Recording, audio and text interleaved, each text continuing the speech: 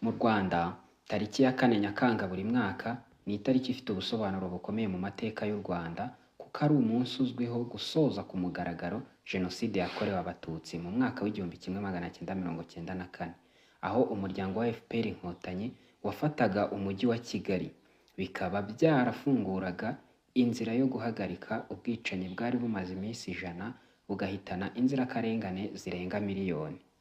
Hari rero iby'ingenzi byaranze uyu munsi. Icya mbere, ifatwa ry'umujyi wa Kigali. Kuri uwo munsi, ingabo za FPR Inkotanyi zafashe umurwa mukuru Kigali.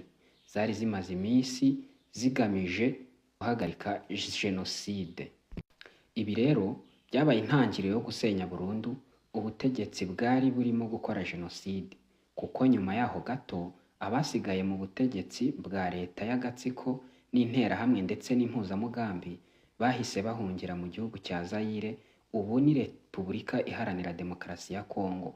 Abandi bahungira mu bihugu byegereye u Rwanda, harimo n'abagiye mu bihugu bya kure. Icya kabiri, iherezo ry'iminsi 100 y'umwijima. Tariki ya 4 Nyakanga mu mwaka w'1994 yaje ishyira iherezo ku minsi 100 y'ubwicanyi ndengakamere bwateguwe neza kandi bushyirwa mu bikorwa hagati ya tariki ya 7 Mata na tariki ya 4 Nyakanga mu mwaka w'1994. Rero biwugira umunsi w'intsinzi kuri benshi, bawufata nk'umunsi w'agakiza. Icya gatatu, intangiriro y'ubuzima bushya. Uyu munsi wahaye isura nshya igihugu cy'u Rwanda cyari cyashegeshwe n'itsembabwoko. Niwo wagaragaje itangiriro n'urugendo rushya rwo kongera kubaka igihugu, gusana imitima, kugarura amahoro no gushyiraho leta ishingiye ku bumwe n'ubwiyunge bw'abanyagihugu. Ibyo rero bikaba byari ibintu bitatu by'ingenzi byaranze uyu munsi wa tariki ya 4 Nyakanga mu mwaka w'1994. Mu gihugu imbere ndetse no hanze yacyo hari uburyo uyu munsi mukuru wizihizwa. Uyu munsi uzwi nk'umunsi w'intsinzi yo guhagarika Jenoside. Mu Rwanda wizihizwa nk'umunsi mukuru w'umwaka mu gihugu. Bakawukoresha bibuka ubutwari bw'ingabo za FPR Inkotanyi, bagashima ubutwari bw'abarokotse n'abagize uruhare mu guhagarika Jenoside, ndetse kandi bakongera kwiyemeza kubaka igihugu kizira Jenoside ukundi. Hari igihe uyu munsi witirirwa kwibohora cyangwa umunsi wo kwibohora. Mu Cyongereza babyita Liberation Day. Kwibohora ntabwo bisobanuye gusa guhagarika Jenoside, ahubwo bisobanuye no kwikura ku ngoyi y'ubutegetsi bubi bushyigikiye ivangura iryo ari ryo ryose ndetse n'urwango aho ruva rukagera. Mbere yo kugana ku musozo, hari amatariki yamaze gufata inyito mu mateka y'u Rwanda. Harimo itariki ya mbere Ukwakira mu 1990.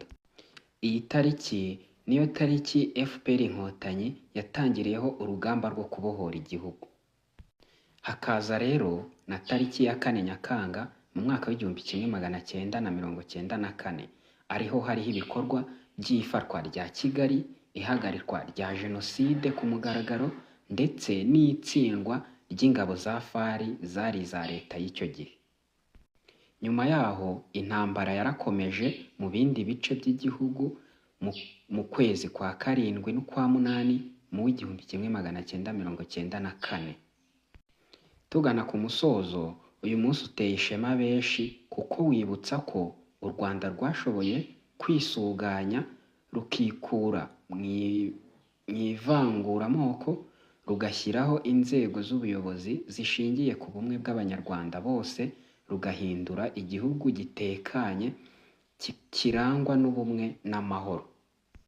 Dusoza, turashimira ingabo za FPR Inkotanyi zagize uruhare rutaziguye mu guhagarika Jenoside cyari ikibi muri icyo gihe, kandi zikagira n'ubutwari bwo guhagarara zikemarara, zigashakisha buryo ki igihugu cy'u Rwanda cyongera kuba igihugu gihagaze, gifite ishema kandi gifite abaturage bafite amahoro n'umutekano.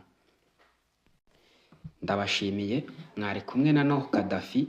Ndabashishikariza gukora subscribe, mugakanda ku nzogera, mugakora like, mugatanga comment kuri iki kiganiro kugira ngo icy'ubutaha tuzagira ibyo dukosoramo kandi bizaryohere amatwi yanyu.